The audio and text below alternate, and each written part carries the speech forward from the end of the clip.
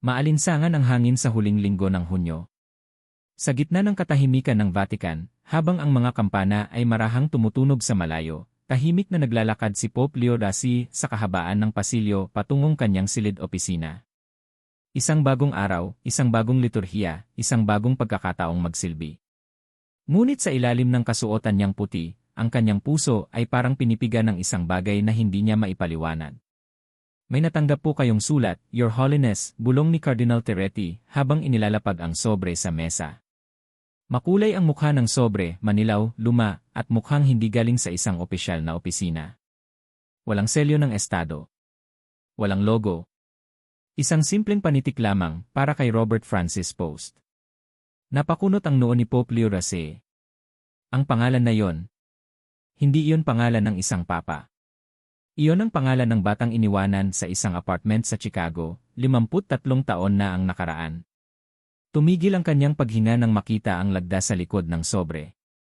Louis L. Prevost.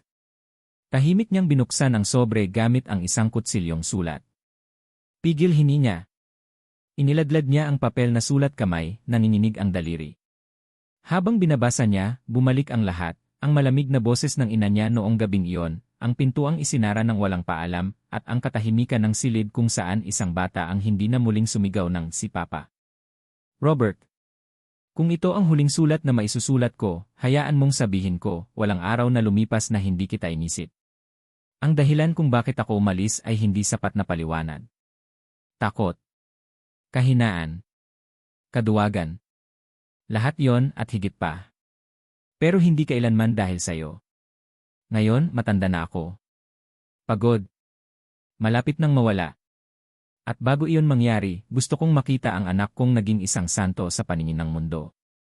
Wala akong karapatang humingi ng kahit ano. Pero kung bubuksan mo man lang ang pintuan, kahit saglit. Louis. Tumulo ang luha ni Robert, mabagal at bigat na bigat. Hindi siya umiiyak bilang papa.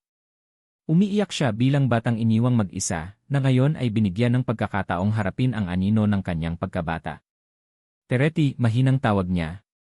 Your Holiness, ilakad mo ang schedule ko. Wala akong gustong makipagpulong sa susunod na 3 araw. May problema po ba? Alerto ang mata ng kardinal. Tumingin si Robert sa bintana. Ang langit sa labas ay bughaw at payapa, pero ang loob niya ay parang dagat bago dumating ang bagyo. Wala. Kailangan ko lang huminga. Kinagabihan, hindi siya makatulog. Sa mesa sa tabi ng kanyang kama, naroon pa rin ang sulat. Binasa niya ito ng 3 ulit, bawat beses ay parang may bagong sugat na bumubukas at bagong lakas na dumadaloy. Kinuha niya ang isang maliit na itim na kahon mula sa aparador. Sa loob nito ay mga larawan, isa lang sa mga ito ang luma, kupas at may punit, larawan ng isang batang lalaki, hawak ang kamay ng isang lalaking may ngiti ngunit may lungkot sa mata. Siya yon.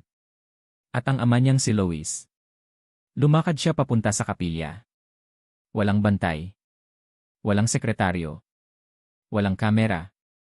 Umupo siya sa mismong harap ng altar at ibinulong, Diyos ko, paano ba ako magpapatawad kung hindi ko pa siya nakikita? At sa katahimikan ng gabing iyon, walang tinig na sumagot. Pero sa dibdib niya, may namuong pakpak ng isang ideya. Makikipagkita ako sa kanya. Walang ingay sa loob ng silid. Isang lampara lamang ang nakasindi sa sulok, nagbibigay ng banayad na liwanag habang nakaupo si Robert sa tabi ng bintana. Hawak pa rin niya ang sulat, ngunit hindi na yon basta papel. Para sa kanya, iyon ay kasulatan ng multo, isang tinig mula sa lalim ng nakaraan, mula sa isang mundo na matagal na niyang tinakpan ng dasal, serbisyo, at pananampalataya. Tinignan niya ang kanyang mga kamay, ang parehong kamay na minsang humawak sa palad ng isang ama habang tinatawid ang kalye sa Chicago. Mabilis ang mga guni-guni, parang mga aninong dumaraan sa salamin ng gunita. Isang hapon noong 1962. Mainit. Amoy ng hotdog mula sa kalye. 3 taong gulang si Robert noon, nakaupo sa carpet habang nanonood ng AC, may biglang tawag mula sa kanyang ina, may sigawan, may kalabog ng pinto, may bigla ang katahimikan. Pagbalik niya sa sala, wala na ang ama. Wala na si Louis. Isang bakanteng coat rack. Isang saradong pinto. At isang ina na hindi umiyak, hindi nagsalita, hindi nagpaliwanag. Robert, tinig ng kanyang ina, huwag mo nang hanapin ang lalaking yon. Hindi na nga niya hinanap. Sa halip, ginamit niya ang lahat ng kanyang lakas para hindi maramdaman ang puwang. Umakyat siya sa simbahan. Sa seminaryo. Sa obispado. Hanggang sa maging ang pinuno ng milyong pananampalataya. Ngunit kahit kailan, hindi siya naging buo. Ngayon, ang tinig ng taong iyon ay bumalik hindi sa sigaw kundi sa pagsusumamo. Kung bubuksan mo man lang ang pintuan kahit saglit. Tumayo siya at lumakad papunta sa mesa, dahan-dahang binuksan ang isang drawer. Nandoon ang kanyang lumang journal. Binuklat niya ang pahina kung saan isinulat niya, dekada na ang nakalipas, hindi ko kailangan ng isang ama. Ang Diyos ay sapat. Ngunit ngayon, hindi siya sigurado. Kinabukasan, habang nakasuot ng payak na abito, pumasok siya sa tanggapan ni Cardinal Terretti. Joseph, bungad niya, kailangan kong lumabas ng Vatican. Itinaas ni Terretti ang kilay, hindi sa pagkabigla kundi sa pag-aalala. May masama bang nangyayari, Your Holiness? Hindi siya agad sumagot. Sa halip, iniabot niya ang sulat. Tahimik na binasa ng kardinal, mabagal, walang tinatanggal na emosyon sa mukha. Louis Prevost, bulong ni Terretti. Iyan ang ama niyo. Hindi ko alam kung ama pa rin ang tawag sa kanya. Pero siya ang gumawa sa akin. Tiningnan siya ni Terretti ng matagal bago dahan-dahang tumango. Anong balak niyo? Makita siya. Magsalita kami. Marinig ko siya. Baka mapatawad ko siya. Hindi ko kayo pipigilan, Robert, sagot ng kardinal, gamit ang pangalan na hindi niya madalas gamitin. Pero alam niyo ang bigat ng ganitong hakbang. Walang kamera ang kailangan para maging ito ang pinakamahalagang kilos ng inyong buhay. Tahimik si Robert. Tumitig sa bintana, kung saan ang sikat ng araw ay dahan-dahang gumagapang sa marmol ng silid. Hindi ko alam kung kaya kong patawarin siya, Joseph. Pero mas hindi ko kayang hindi siya harapin. Tumango si Terretti. Kailan kayo alis? Bukas ng gabi. Gusto ko ng tahimik. Walang nakaalam. Isang sasakyan lang. Ikaw lang ang dapat makaalam. Bibigyan ko kayo ng driver. Katiwala ko yon. Tahimik. Hindi nagtatanong. Wala akong balak magsuot ng puti. Pupunta akong Robert, hindi si Pope Leo. Nagkangitian ang dalawa, bagaman may lungkot sa kanilang mga mata.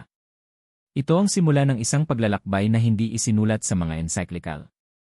Isang paglalakbay hindi ng doktrina, kundi ng puso. Kinagabihan, habang inaayos ni Robert ang kanyang mga gamit, nakita niya muli ang lumang larawan sa loob ng kahon. Siya, nasa balikat ng ama, nakatawa. Isang iglap sa panahon na hindi niya maalala, ngunit naroroon pa rin bilang ebidensya na minsan, kahit papaano, minahal siya nito. Pumikit siya at bumuntong hininga. Hindi ko alam kung anong mararamdaman ko sa kanya, inisip niya. Galit? Lungkot? Pagkamuhi? O baka pag-unawa? Ang totoo, hindi niya alam. At iyon ang pinakanakakatakot. Ngunit ang hindi niya alam, sa kabila ng mga tanong, ay isang bagay na tiyak, kailangan niyang malaman. Bago pa man sumikat ang araw, lumabas si Robert sa isang hindi pangkaraniwang pintuan ng Vatican. Sa halip na puting kasuotan at gintong singsing ng kapangyarihan, suot niya ay isang itim na Amerikana, simpleng pantalon, at sombrerong halos tinatakpan ang kanyang mukha. Walang mga gwardya. Walang musika. Walang palakpakan. Isang tahimik na lalaki lamang, lumalabas sa liwanag ng simbahan upang harapin ang kanyang dilim. Sa may arko ng arabal, naghihintay ang isang itim na sedan. Binuksan ng driver ang pinto. Si Terretti ang unang sumalubong sa kanya. Handa ka na ba? Mahinang tanong ng kardinal. Hindi, sagot ni Robert, pabulong. Pero kailangan kong pumunta. Tahimik silang sumakay. Wala sa kanila ang nagsalita habang tinatahak ng sasakyan ang makikitid na kalsada palabas ng Roma. Sa loob ng kotse, tanging tunog ng makina ang maririnig at ang mahinang pagbulong ni Robert sa kanyang rosaryo. Sa kanyang palad ay nakatiklop ang rosaryo ng kanyang ina, ang parehong rosaryong iniwan nito sa kama noong araw ng kanyang unang kumpisal. Walang laman ang isipan niya kundi tanong. Ilang beses na ba siyang umupo sa upuan ng pagkukumpisal, pinakikinggan ang galit, sakit, at hinanakit ng mundo? Ilang libong beses na ba niyang sinabi, pinatatawad ka ng Diyos? At ngayon, bakit siya mismo ay hindi makapagpatawad? Alam mo, Joseph, bulong ni Robert, hindi tumitingin, napakarami ko nang napatawad. Mga kasalanang hindi ko kayang isalaysay. Mga trahedyang lumampas sa imahinasyon. Ngunit ang sarili kong sugat hindi ko man lang nahipo. Tumingin si Tereti sa kanya, puno ng pakikiramay. Ang pagpapatawad sa sarili mong sugat ang pinakamatagal. Kasi alam mong hindi mo pwedeng sabihin hindi mo alam ang lahat. Alam mo lahat. Tumango si Robert. Sa labas ng bintana, lumalayo na ang mga simboryo ng Vatican. Sa unahan, papalapit ang mga bundok ng Hilagang Italia. May pakiramdam na para siyang tumatakas. Ngunit mas malapit sa totoo, para siyang bumabalik. Naalala ko, patuloy niya, ang araw ng aking ordinasyon bilang pari. Lahat ng mga pari kong guro nandoon. Lahat ng madre sa seminaryo nandoon. Pero wala siya. Hindi na kailangang tanungin ni Tereti kung sino ang tinutukoy niya. Gusto ko lang noon marinig ang isang simpleng salita mula sa kanya, "Anak, proud ako sa'yo." Pero wala. Tahimik siya sa lahat ng yugto ng buhay ko. Kaya mo bang tanggapin siya ngayon? Tanong ni Tereti. Hindi ko alam, sagot ni Robert, pero gusto kong subukan. Kasi kung hindi ko siya kayang tanggapin, paano ko masasabi sa mundo na totoo ang sinasabi ko sa pulpito? Muling natahimik ang sasakyan. Habang dumaraan sila sa mga taniman ng olibo at mga nayon na tila natutulog sa gitna ng araw, parang bawat kilometro ay humuhukay ng mas malalim sa kanyang puso. Ang biyahe ay hindi lang daan papuntang Milo, ito ay daan pabalik sa isang bata sa Chicago na patuloy na naghihintay ng paliwanag. Napapikit si Robert. Sa kanyang diwa, nakita niya ang sarili, bata pa, nakaupo sa bangketa sa labas ng kanilang apartment. Sa kanyang kamay, isang lumang lobo. Sa kanyang tabi, walang tao. "Bakit mo ako iniwan?" tanong ng batang boses sa kanyang loob. "Hindi ba ako sapat?" Napadilat siya, mabilis ang tibok ng puso. Hawak pa rin niya ang rosaryo. "Iyan ang tanong na kailangan kong sagutin," bulong niya. Pagliko ng sasakyan sa highway patungong Milan, dumaan sila sa isang lumang simbahan sa gilid ng burol. Inutusan ni Robert ang driver na huminto. "Gusto kong pumasok," sabi niya. "Alam mo bang delikado ito?" babala ni Tereti. "Walang gwardiya, walang kontrol. Walang sinuman ang makakakilala sa akin dito," sagot ni Robert. Tahimik siyang bumaba at pumasok sa simbahan. Walang tao sa loob. Amoy ng lumang kahoy, kandila at insenso. Umupo siya sa ika-4 na hilera at tumingala sa krusipyo. Doon, sa harap ng katawang ipinako sa kahoy, bulong niya, "Hindi ako perpekto. Pero kung ako ang lingkod mo, hayaan mong madala ko ang kapatawaran na yon, kahit ngayon lang, kahit isang beses lang, para sa kanya." Nagtagal siya sa loob ng halos 1 oras. Nang lumabas siya, mas tahimik ang kanyang mukha, pero mas matatag ang kanyang hakbang. Pagbalik sa sasakyan, muling tumakbo ang makina. Hindi na siya nagsalita.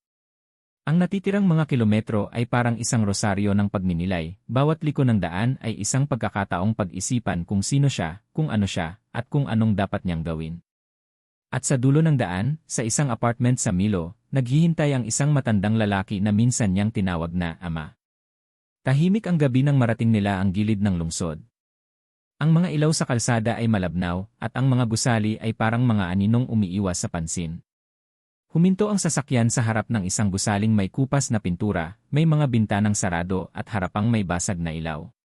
Hindi ito ang uri ng lugar na pinupuntahan ng isang pinuno ng mundo, ngunit ito ang tanging lugar kung saan maaaring matupad ang isang personal na paghahanap. Bumaba si Robert. Malamig ang hangin kahit tag-init. Sa kanyang kamay, isang maliit na sobre. Wala itong laman, dala lang niya ito upang may mahawakan. Pumasok siya sa gusali, tinanaw ang lumang hagdanan. Bawat hakbang ay parang may timbang. Sa ikatlong palapag, huminto siya sa harap ng pintong may numerong 3. Nakahinga siya ng malalim. Isang katok. Walang tugon. Isa pa. Marahang bumukas ang pinto. Isang lalaki, halos kapareho ng nasa kanyang alaala, ngunit luma na, tuyot ang balat, puti ang buhok, at nanginginig ang kamay. Ngunit ang mga mata ay hindi nagbago. Parehong kulay. Parehong hugis. Parehong lungkot. "Robert." Mahina ang tinig. Halos hindi makapaniwala. Tumingin lang si Robert. Walang salita. Tumango siya, mabagal. "Pumasok ka," alok ni Luis at lumayo sa pinto. Tahimik na pumasok si Robert. Amoy ng lumang kahoy at papel ang loob. Maliit lang ang apartment, isang kama, mesa, ilang larawan sa pader, at lumang radyo sa tabi. Walang ingranding bagay. Walang tanda ng luho. Tanging buhay ng isang taong iniwan ng mundo. Hindi ko alam kung anong sasabihin ko, simula ni Lois habang binabalik ang pinto. Wala kang kailangang sabihin muna, sagot ni Robert. Ako ang pumunta rito. Naupo sila sa magkabilang dulo ng mesa. Sa pagitan nila ay tasa ng tsaa na hindi tinimpla at katahimikang may bigat ng dekada. Alam kong matagal na akong huli sa lahat, bulong ni Lois. Ngunit araw-araw, iniisip ko kung ano ang mukha mo ngayon. Kung paano ka tumatawa. Kung paano ka umiiyak. Hindi sumagot si Robert. Ako ang lumayo. Walang ibang may kasalanan. Iniwan ko kayo ng ina mo. Hindi dahil hindi kita mahal. Kundi dahil duwag ako. Muling katahimikan. Gusto kong magpaliwanag kahit hindi mo kailangan. Nang mga panahong yon, nawalan ako ng trabaho. Umuutang kami para sa pagkain. Nahihiya na ako sa sarili ko. At isang araw, tumingin ako sa salamin at hindi ko na kinaya. Ang ina ko, basag na tinig ni Robert, hindi siya nagsalita tungkol sa'yo. Isang araw na lang, wala ka na. Walang paliwanag. Walang sulat. Walang paalam. Napayuko si Lois. Tama ka. Walang kahit ano. Sinubukan ko. Ilang ulit kong sinulat ang sulat na yon. Pero hindi ko mailagay sa sobre. Ang totoo, Robert, natakot akong basahin mo ang totoo, na ako ay mahina, maliit, at hindi karapat-dapat maging ama. Bakit ngayon? Tanong ni Robert, malamig ang tinig. Dahil pakiramdam ko, ito na ang huling pagkakataon. Dahil gusto kong, kahit papaano, masabi sa anak ko na mahal ko siya. Kahit wala na siyang dahilan para maniwala. Nakatitig si Robert sa ama. Maraming salita ang gustong lumabas, mga tanong, mga paratang, mga hinanakit. Pero wala siyang sinabing alinman sa mga yon. Sa halip, tumayo siya at lumapit sa bintana. Alam mo ba, mahina niyang sabi, tuwing birthday ko, iniisip ko kung buhay ka pa. Iniisip ko kung naaalala mo ako. Bawat taon, sagot ni Lois, halos bulong. Bawat taon, Robert. Tuwing 5 ng Mayo. Tinitignan ko ang kalendaryo. Tapos iinom ako magdamag. Kasi hindi ko kayang harapin ang araw na yon. Wala akong ama noong ako'y ordinado. Wala ako noong ako'y inordenahan bilang obispo. Wala ka noong ako'y inihalal bilang papa. Wala ka kahit kailan. Napapikit si Lois, pinipigilan ang luha. Iyon ang parusa ko, anak. Lahat ng yon, alam kong hindi ko nakita at wala akong karapatang makita pa. Tumalikod si Robert, nakapikit din sa wakas, lumapit siya sa mesa. Naupo muli. Tahimik. Hindi ko alam kung bakit ako narito, Anya. Pero narito ako. At ngayon, nakita kita. Iyan lang muna ang kaya ko. Tumingin si Lois sa kanya, hindi umaasa. Salamat, tanging nasabi niya. Salamat sa kahit ganito lang. Tumango si Robert at sa unang pagkakataon, isang luha ang dumaloy mula sa kanyang mata. Hindi galit. Hindi awa. Kundi pagod. Matinding pagod mula sa taon ng paghihintay, ng tanong, ng lungkot. Tahimik silang nagtagpo. Walang sermon. Walang drama. 2 taong sugatan na upo sa gitna ng katahimikan. Umaga na sa Milo. Ang sinag ng araw ay pilit na pumapasok sa mga siwang ng kurtina ng maliit na apartment. Tahimik pa rin ang paligid, maliban sa mahinang tunog ng kutsarita na ginagalaw ni Lois sa isang tasa ng kape. Si Robert, nakaupo sa silyang kaharap niya, hawak pa rin ang sulat na nagsimula ng lahat. Tahimik niyang binasa ang unang linya, mababa ang boses, halos parang panalangin. Kung ito ang huling sulat na maisusulat ko, hayaan mong sabihin ko, walang araw na lumipas na hindi kita inisip. Tiningnan niya si Lois na hindi makatingin pabalik. Nais mo ba talaga akong paniwalaan dito? Tanong ni Robert, hindi bilang akusasyon kundi bilang pagsubok. Hindi, sagot ni Lois diretsyo. Hindi ko inakala na babasahin mo ito, lalo na sa harap ko. Ang totoo, isinulat ko iyan hindi dahil gusto kong mapatawad. Sinulat ko iyan kasi hindi ko na kayang dalhin sa libingan ang bigat ng katahimikan.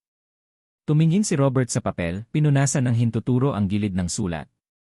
Lahat ng taong lumapit sa akin para sa kapatawaran, may iba't ibang mukha ng pagsisisi. May iba na umiiyak. May iba na galit pa. Pero lahat sila may isang bagay na pareho, umaasa silang maibabalik kahit kaunti ang nawala. Umiling si Lois. Ako, hindi. Wala akong inaasahan. Hindi ko na kailanman mababawi ang pagkabata mo. Ang unang takbo mo. Ang unang kumpisal.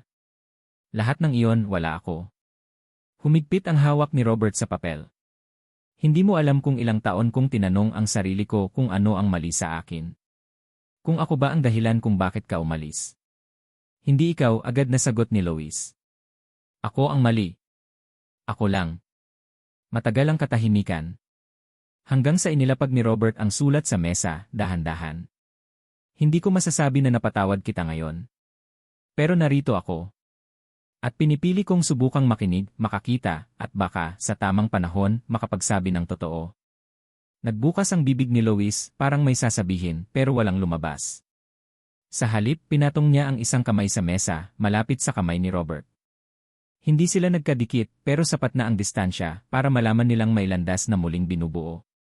Maaari ka bang pumunta sa Roma? Tanong ni Robert, halos bulong. Napalingon si Lois, naguguluhan. Sa Roma? Tahanan ko ngayon. Isang lugar kung saan pwede tayong umupo, tahimik. Hindi bilang santo papa at makasalanan. Kundi bilang anak at ama. Nasa Roma ka bilang pinuno ng milyong kaluluwa. Paano ako, isang taong iniwan ang sariling anak, makakatapak sa lugar na banal? Hindi ang Vatican ang nagbibigay ng kabanalan sa isang tao. Minsan, ang mismong paglalakad papunta roon ang tunay na pagninilay. Napatingin si Lois sa mesa. Kita sa kanyang mga mata ang takot, hindi sa lugar, kundi sa ideya na maaaring siya ay muling tumanggap ng lugar sa mundo ng anak niyang nilamon ng pananampalataya. Hindi ko alam kung kaya kong humarap sa iyo doon. Hindi mo kailangang humarap sa akin bilang isang tao na may utang. Humarap ka lang bilang ikaw. Huminga ng malalim si Lois. Bibigyan mo ako ng lugar sa bahay mo. Hindi bilang bisita. Bilang ama. Hindi ko alam kung kaya kong tawagin kang ganon. Pero baka, sa katahimikan ng mga pader ng Roma, may puwang na muling maipinta ang salitang iyon. Hindi kita bibigyan, mahina ngunit totoo ang tinig ni Lois. Walang ibang salita ang sinambit ni Robert. Tumayo siya, lumapit sa tabi ng mesa. Saglit siyang tumingin kay Lois. Tapos ay dahan-dahang inilapit ang kanyang katawan at niyakap ito. Hindi mahigpit. Hindi dramatiko. Isang yakap na puno ng pangamba, pag-aalinlangan at pag-asa. At doon, sa maliit na sala na yon sa Milo, hindi na kailangan ng paliwanag. Ang katahimikan pagkatapos ng yakap ay parang unang minuto matapos ang bagyo. Walang lubos na aliwalas, ngunit may simula ng paghinahon. At sa kanilang dalawa, sa unang pagkakataon, may bahid ng kapayapaan. Tahimik ang biyahe pauwi. Hindi na kailangan ng maraming salita. Si Lois ay nakaupo sa likod ng sedan, nakatingin sa labas ng bintana, habang tanaw ang mga burol ng Italya na tila nakaluhod sa ilalim ng kalangitan. Si Robert, sa tabi niya, may hawak na aklat na hindi binubuklat. Ang katahimikan ay hindi na tulad ng dati, hindi na puno ng bigat, kundi ng pagninilay. Pagdating sa Roma, idinaan si Lois sa isang maliit na bahay sa gilid ng Vatican. Bahay para sa mga panauhing pinipili ang pagiging hindi pansin. Doon siya pansamantalang titira, malapit, ngunit hiwalay. Isang ligtas na distansya. Kinabukasan, maaga siyang kinuha ni Robert. Walang kasamang gwardiya. Walang palamuti. Isang anak na isinasama ang kanyang ama sa tahanang hindi niya kailanman inasahan na maaabot nito. Pagpasok sa gilid ng Vatican, napahinto si Lois. Huminga siya ng malalim habang pinagmamasdan ang maputing mga pader, ang marmol, ang katahimikan. Hindi ko akalain, mahina niyang sambit. Ni ako, sagot ni Robert, nakangiti. Dinala niya ito sa kapela na pribado lamang sa kanya. Maliit lang ito kumpara sa mga dambanang nakasanayan ng mundo, ngunit iyon ang paborito niyang lugar, doon siya nananalangin, doon siya tumatahimik. Walang gintong dekorasyon. Walang altar na marangya. Isang simpleng krus at ilang bangkong kahoy. Dito ako nananalangin tuwing madaling araw, ani Robert. Walang taga-subaybay. Walang kamera. Walang responsibilidad. Dito ako anak. Dito ako marupok. Umupo si Lois sa huling bangko. Tahimik na napaluha. Ang dami kong panahong nasayang, bulong niya. Ang dami kong taong pinayagang lumipas na hindi kita pinanood lumago. Ang mahalaga ngayon, sagot ni Robert, ay naririto ka. Ipinakita niya ang mga hardin kung saan siya naglalakad tuwing gabi. Dito ako nag-isip, sabi niya. Kung minsan, sa gabi, naririnig ko ang sarili kong humihiling ng isang gabi sa Chicago. Isang gabi lang kung saan pwede tayong maglakad, mag-usap. Ngayon, kahit hindi Chicago ito, pwedeng mangyari. Sumunod ay ang silid-aklatan. Doon, sa isang silid na hindi pinupuntahan ng karamihan, may nakatagong kabinet. Binuksan ni Robert iyon. Kinuha ang isang kahon. Hindi ko ito pinapakita kanino man, sabi niya. Isa-isang inilabas ni Robert ang mga laman ng kahon. Mga punit na artikulo sa dyaryo. Mga litrato ng kanyang pag-akyat sa seminaryo, ordinasyon bilang pari, paghalal bilang obispo. Isang sulat ng isang madre mula Chicago, may nakasulat na, ang batang si Robert, tahimik pero matatag. Tahimik si Lois habang pinagmamasdan ang lahat. Minahal kita mula sa distansya, mahina niyang sabi. Araw-araw, kahit hindi ko kayang sabihin. Ito lahat ng ito para akong patunay na kahit wala ako, nanatili kang buo. Hindi ako buo, sagot ni Robert. Hanggang ngayon, hindi pa rin ako buo. Pero kung papayag ka, baka matulungan mo akong mapunan ang puwang. Tumingin si Lois sa kanya. May luha sa kanyang mata, ngunit may bahid din ng liwanag. Robert, anak, salamat. Salamat sa pagkakataong ito. Hindi pa ito huli, ani Robert. Basta gusto mong manatili, may lugar ka rito. Sa huling oras ng hapong iyon, naupo silang dalawa sa lilim ng isang punong olibo. Wala nang pinag-uusapan. Hindi na kailangan. Ang katahimikan ay hindi na pagkukulang. Ito na ngayon ay tahanan. Ang umaga sa Piazza San Pietro ay punang liwanag. Libu-libong tao ang nakatayo sa ilalim ng araw, bitbit ang mga bandila, rosaryo, at dasal. Isa ito sa mga regular na audiensya Gerald, isang araw kung saan nagsasalita si Pope Leo XVI sa mga peregrino mula sa iba't ibang panig ng mundo. Ngunit sa araw na ito, may ibang ritmo ang kanyang hakbang. Hindi ito dahil sa dami ng tao o sa kabigat ng mensaheng panrelihiyon. Sa araw na ito, dala niya ang sariling buhay sa pulpito. Nakatayo si Lois sa dulo ng isang hanay sa gilid ng plataporma. Suot niya ay simpleng Amerikana, bahagyang masikip sa katawan. Sa tabi niya, isang madre ang nagbigay sa kanya ng maliit na upuan. Walang nakakaalam kung sino siya. Isa lamang siyang matandang lalaki na tila nilamon na ng panahon. Sa likod ng entablado, bago pa nagsimula ang programa, lumapit si Robert kay Cardinal Terretti. Tahimik ang kanilang usapan. Sigurado ka ba? Tanong ng kardinal, bahagyang kabado. Kung hindi ko ito gagawin ngayon, hindi na kailanman, sagot ni Robert, matatag ngunit may lungkot sa tinig. Ang mundo ay hindi laging maunawain. Hindi ko sila hinihingan ng pag-unawa. Hinihikayat ko silang sumubok. Pag-akyat niya sa entablado, sumabog ang palakpakan. Tiningnan niya ang dagat ng mga mukha. Bawat isa'y may dalang kwento. Bawat isa'y umaasang makarinig ng mensaheng magpapagaan sa loob nila. Ngunit ngayong araw, hindi teolohiya ang hatid niya. Hindi aral. Hindi batas ng simbahan. Kundi isang sugat. At ang kagustuhang gamutin ito.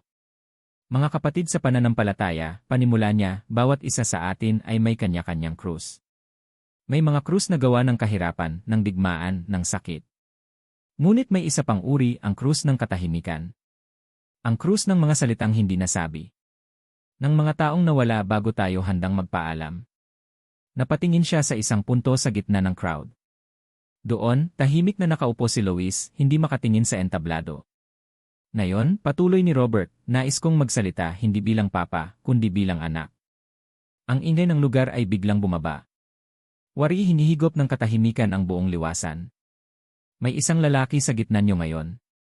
Hindi siya obispo. Hindi siya leader ng simbahan. Isa siyang ama, isang amang umalis, at ngayon ay bumalik. Lumingon siya, inabot ng tingin ang kinaupuan ni Lois. Matagal ko siyang hinanap sa loob ng sarili ko. Sa galit, sa panalangin, sa katahimikan. At ngayon, nakita ko siya. Wala akong dalang hustisya. Wala akong bitbit na mga salita ng paninisi. May dala lang akong desisyon, ang patawarin siya. Napahawak si Lois sa upuan, parang mabibiyak ang dibdib.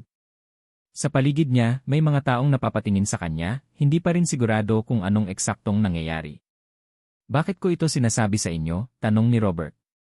Dahil ang mundo ay puno ng mga kwento tulad nito. Mga anak na hindi nakarinig ng paliwanag. Mga magulang na hindi muling lumingon. Mga pamilya na naging estranghero sa isa't isa. Nakatitig siya sa mga mata ng mga tao. Kung ako, na halos isang buhay ang ginugol sa pananampalataya, ay natutong muling yakapin ang isang sugat, kayo rin ay may kapangyarihang gawin yon. Ang pagpapatawad ay hindi kahinaan. Hindi ito pagbubura ng sakit. Ito ay pagpili ng kapayapaan sa gitna ng wasak na alaala. Sa hanay sa likod, isang babae ang tahimik na umiyak.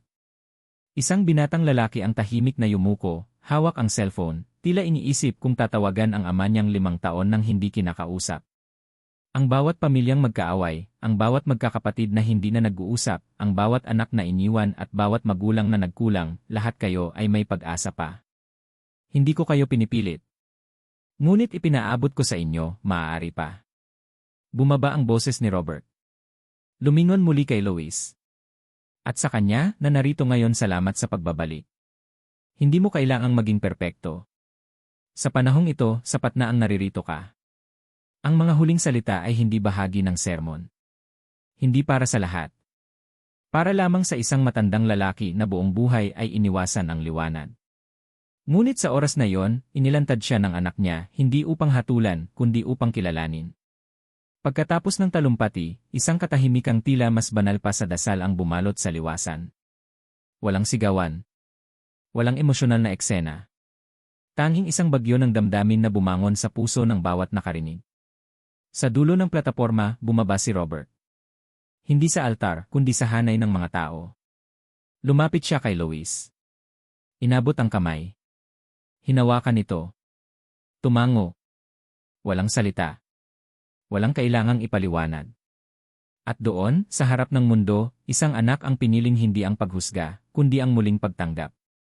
Hindi pa man sumisikat ang araw sa sumunod na araw, nagsimula nang dumating ang mga sulat.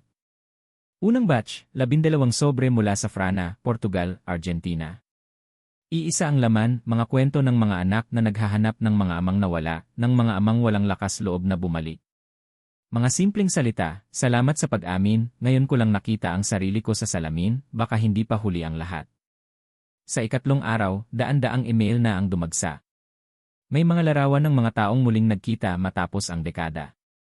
May mga pamilyang nag-iyakan sa sala, may mga tawag na nagsimula sa paghingi ng tawad at nagtapos sa katahimikan na hindi na kailangang basagin. Hindi lahat ay masaya. May ilang sulat na puno ng galit. Hindi kasing simple ng sinabi mo. Hindi mo alam ang ginawa niya sa amin. Ang kapatawaran ay hindi para sa lahat. Ngunit kahit ang mga yon, binasa ni Robert isa-isa, walang piniling itago. Sa loob ng mga pader ng Vatican, si Lois ay tahimik lamang. Walang karapatan sa bulwagan ng kapangyarihan. Ngunit araw-araw, lumalabas siya kasama si Robert. Naglalakad sa mga hardin, umiinom ng kape sa gilid ng arkong bato, nakaupo sa ilalim ng lilim ng punong olibo. Sa isang tanghali, habang nakaupo sila sa terrace ng panauhing bahay, pinunasan ni Lois ang pawis sa noo. Hindi ko na akalain na makikita ko pa ang sarili ko dito, anya, may halong pagod at pagtataka. Ni ako, sagot ni Robert. Pero hindi ko rin inakalang darating ang araw na may sasabihin akong totoo sa'yo, hindi bilang simbolo ng simbahan, kundi bilang anak. Alin?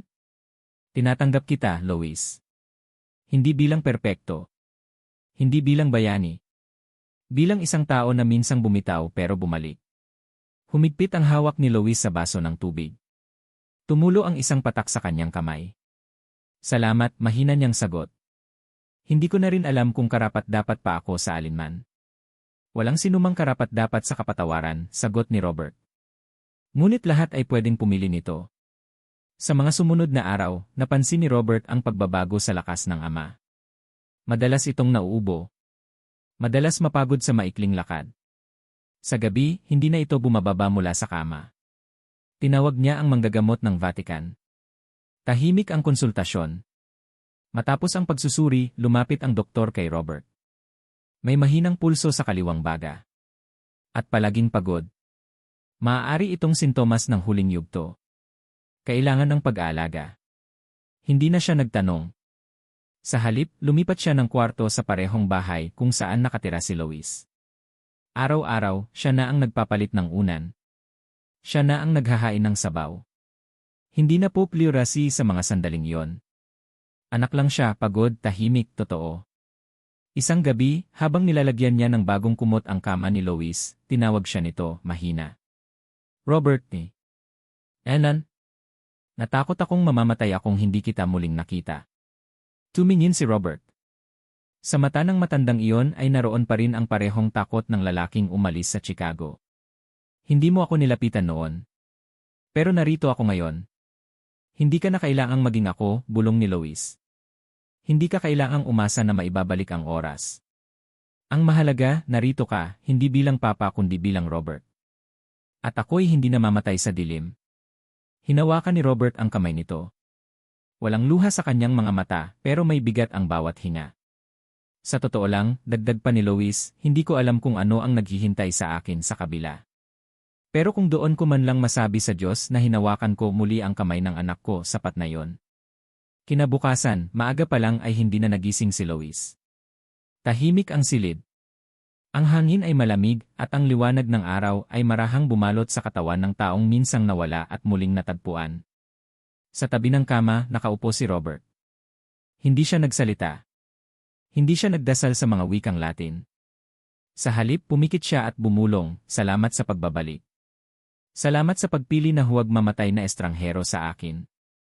Isang linggo matapos ang pagpanaw ni Lois, tahimik ang buong Vatican. Walang opisyal na anunsyo. Walang formal na seremonya. Walang tunog ng kampana na karaniwang nagpapaalam sa isang mahal na bisita. Sa halip, isang simpleng hukay ang inihanda sa ilalim ng isang punong olibo sa pinakatahimik na bahagi ng mga hardin. Wala roong mamamahayag. Wala ring mga gwardyang suot ang unipormeng makulay. Tanging si Robert, ilang madre mula sa Domus Sancta Martha, at si Cardinal Terretti ang naroon. Si Lois ay inilagay sa isang kahoy na ataol, walang palamuti. Sa takip nito, walang pangalan. Isang maliit na krus lamang, at sa ilalim nito, isang ukit sa Latin, Misericordia Domini in aeternum cantabo. Awitin ko ang habag ng Panginoon magpakailanman. Habang inihihimlay ang ataol sa lupa, hindi nagsalita si Robert. Hawak niya ang isang maliit na rosaryo, hindi bilang papa kundi bilang anak na nawalan ng ama sa pangalawang pagkakataon, ngunit sa pagkakataong ito, buo na. Matapos ang seremonya, sa katahimikan ng hapon, bumalik siya sa kanyang silid. Umupo sa mesa at isinulat ang isang liham, hindi para sa media, hindi para sa mga kardinal, kundi para sa buong mundo, isang pahayag tungkol sa awa. Walang pangalan. Walang konteksto. Isang liham na nagsasalita ng katotohanang mas matimbang kaysa anuman, na ang kapatawaran ay hindi isang sandali, kundi isang daan. Ang awa ay hindi palaging nagmumula sa lakas, isinulat niya. Minsan ito'y nagmumula sa sugat na tinanggap, sa katahimikang pinili kaysa galit, at sa pagkilalang hindi lahat ng sugat ay kailangang gumaling upang maghilom ang puso. Ipinakalat ito ng Vatican bilang reflekso papal. Ngunit sa loob lamang ng 3 araw, isinalin ito sa mahigit 60 wika. Sa mga pahayagan, sa radyo, sa social media. Hindi ito direktang sermon. Wala itong sermonizing tone. Ngunit umalinggaw ito sa mundo bilang isang paanyaya sa pag-unawa. Sa Brazil, may isang ina na tumawag sa anak niyang 10 taon nang hindi umuwi. Sa Albano, may 2 magkakapatid na nagkausap sa unang pagkakataon mula nang mamatay ang kanilang ama.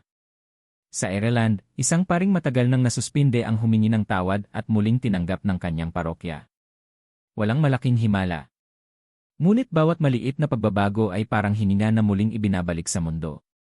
Hindi dramatiko. Ngunit totoo. Sa loob ng kanyang tanggapan, muling bumalik si Robert sa kahon ng mga papel at gunita. Sa ilalim nito, isang maliit na notebook.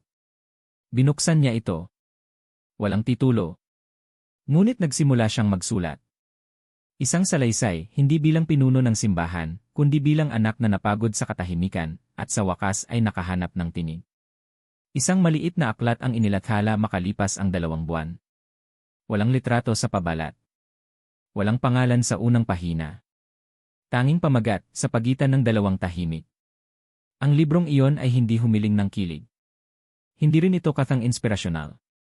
Isa lamang itong pagsasalaysay ng dalawang tao, isang anak at isang ama, na sabay na humakbang sa gilid ng bangin ng galit at piniling huwag tumalon. Sa huling pahina ng aklat, isang maikling talata ang nakasulat bilang pansariling sulat mula kay Robert. Hindi ako banal. Hindi ako laging mahabagin.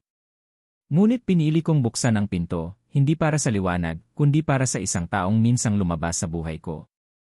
At sa pagbabalik niya, nakita ko ang sarili ko, hindi bilang pinuno ng pananampalataya, kundi bilang isang anak na matagal nang naghihintay. At ngayon ako'y anak na tahimik, ngunit payapa. At sa ilalim, ang huling linya, walang paliwanag. Walang sermon. Ako'y, sa wakas, isang anak na payapa. I like ang video at mag-subscribe sa channel kung nagustuhan mo.